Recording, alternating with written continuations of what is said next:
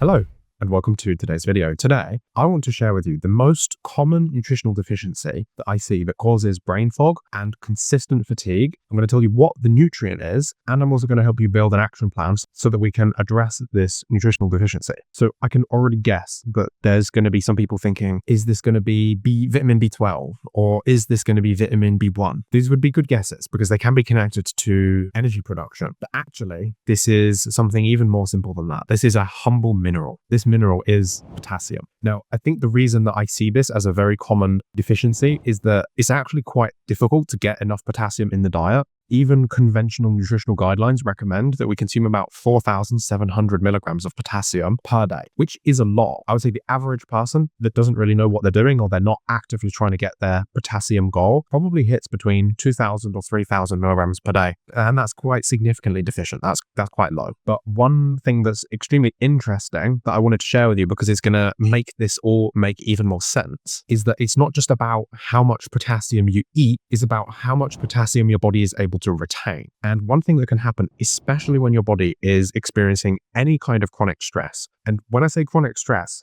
a lot of people just think I mean like work stress or financial stress, or you get into an argument. And that is true. These things are stress. But more commonly, what I see with my clients, the type of stress that they're experiencing, it's chemical, it's biomechanical, it's biochemical. It's coming from the inside of their body. It's not about external perceptions of stress like family life and money. It's stress that's happening inside of the body. And the thing is, the body responds to all of these forms of stress in exactly the same way. So if you're exposed to chronic toxicity, or if you have other nutritional deficiencies, if you have chronic pain or your body's in a chronically dysregulated state in the nervous system, if you have a gut dysbiosis, if you have any type of autoimmune problem, all of these things are stress. They are a physical form of stress that your body is experiencing physically, but they are stress, and the body responds to all stress in the same way. And this is the main reason that potassium is such a common deficiency, because when the body is stressed, the kidneys cannot hold the potassium as well. We have something called renal wasting, which is where usually what happens is the kidneys are supposed to essentially like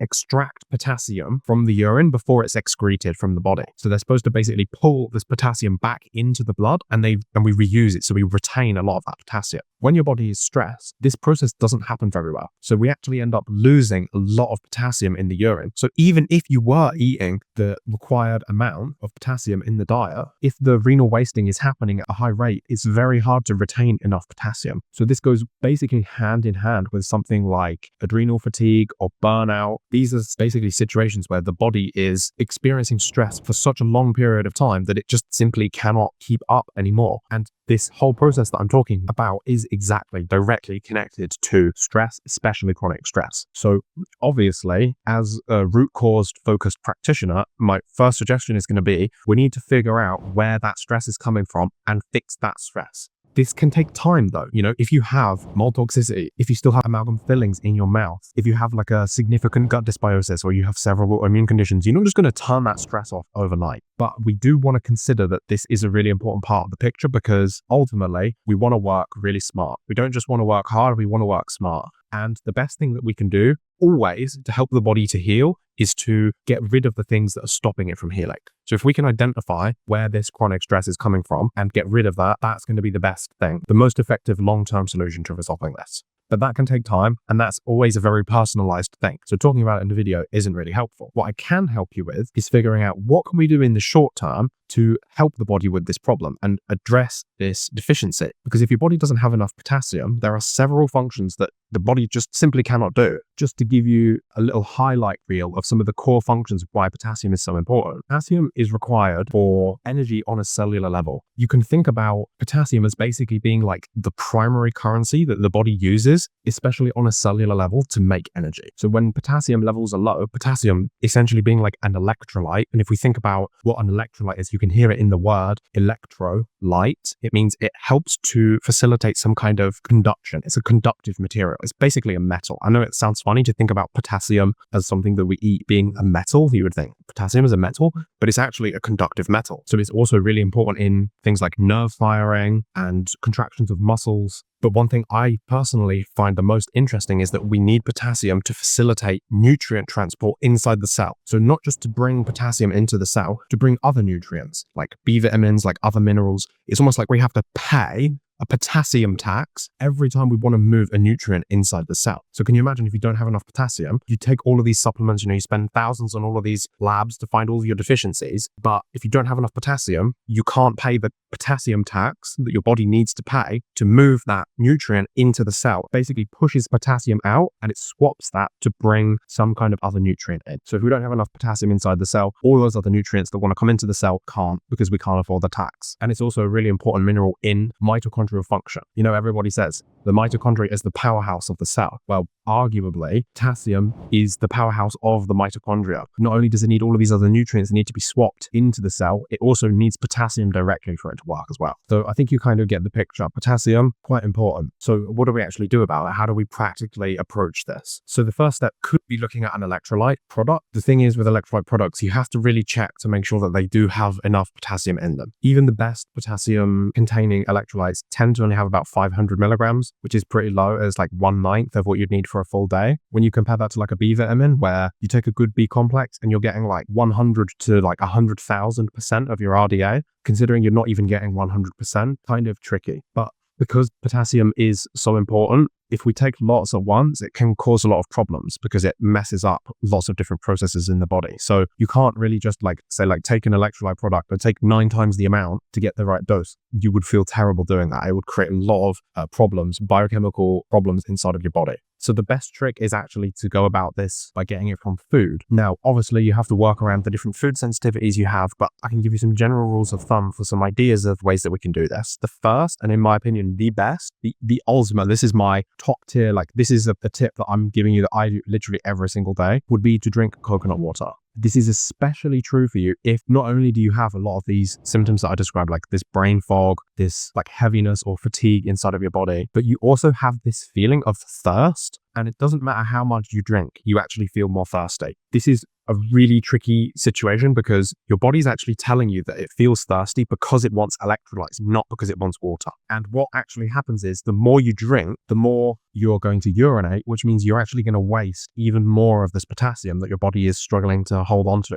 So in essence, drinking actually makes this worse. When we swap regular water out for coconut water, not only do we provide the body with water, which is also an important part of hydration, but we provide it in the perfect balance of potassium. So this means that even if there is some renal wasting, we're providing it in literally the perfect mix. I've actually heard very interesting anecdotes, stories. I believe this was during the Vietnam War. I could be wrong about the exact war, but I've heard this in some war in history. They were actually using the liquid from coconuts, so literally coconut water, intravenously. So they were putting it into the veins of people that had been shot, that had a lot of blood loss, because it's literally perfect. It works as an IV fluid because it has the exact right balance of these things. That shows you that when you're drinking the coconut water, it's literally coming into your body and it is the perfect constitution to just be absolutely what your body is looking for. The right balance of electrolytes, good amounts of potassium. It is amazing. I have another story, another anecdote. My brother, he had a really big flare-up with Crohn's disease, ulcerative colitis, and he was in the hospital. He was having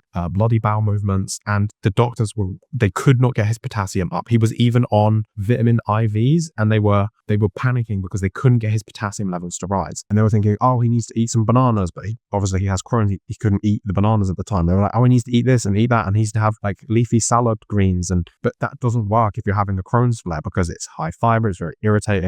And my dad had this brilliant idea of, let's just buy some coconut water. And this is before I was a big fan of it. I kind of didn't even really like the taste back then. And I don't know if my dad truly knew what he was doing, but this was the best call. And my brother started drinking this coconut water. He was drinking 1 liter, 2 liters in a day, and his potassium levels started to come back up. And all the doctors were like, wow, I don't know what you're doing, but keep doing that. It's working. Because they were literally doing IV fluids, giving him potassium intravenously into his blood, and it wasn't getting his blood potassium levels high enough. So that shows you how effective coconut water is. So this is my top tier suggestion. It tends to be very well tolerated. The only people that need to watch out for it are those that are sensitive to salicylates, because it is a little bit high in salicylates, as are all coconut products. And some people don't do well with the sugars, but the sugars do actually really help with making this so hydrating. We do need a little bit of sugar to improve the absorption and the hydration effect of this. This is why a lot of electrolyte products have a bit of sugar in it. You think, oh, it's added because they're trying to make it taste sweet and they're making it addictive. Actually, no, it serves a very important physiological function, which improves the uptake of those electrolytes. So if you're going to get just a little bit of sugar in there, don't worry about that. That's actually quite helpful in terms of hydration and electrolyte balance.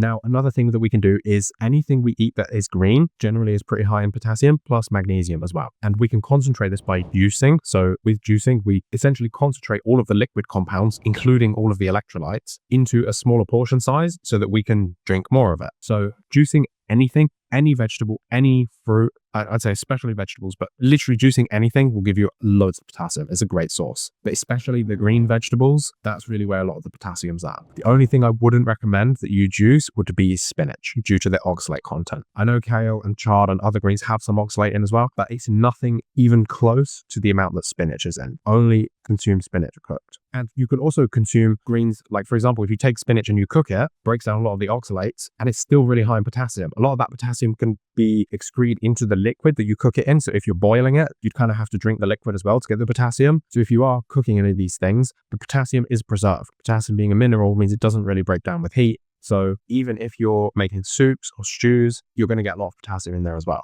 And surprisingly, meat is actually a really good source of potassium. It averages between roughly 400 to 500 milligrams per 100 grams of meat, or generally of any meat. So this is like chicken, pork, beef. So it's a pretty good source. But again, to get your full RDA, you'd have to eat like maybe 600, 700, 800 grams of meat, which again is not really realistic. But having 2 or 3 portions throughout the day, you get the benefits of all of the protein and the amazing nutrient density that animal foods have, plus a good chunk of potassium. You're getting roughly 1500 milligrams of potassium. So you're roughly 1/3 of the way there just from eating those meats and animal products alone. Now, my final tip would be avocados. Avocados are absolutely amazing. They're kind of a bit like coconut water in that they're kind of a bit of a cheat. You can get loads of potassium just in a single avocado. Depends on the size and the type of the avocado, but usually it averages between 1000 to 2000 milligrams per avocado, which is just amazing. It's really, really, really phenomenal. To give you a comparison point, 1 liter of coconut water, which is like roughly the size of like those normal Tetra Pak bottles that you buy, will also have about 2000 milligrams of potassium in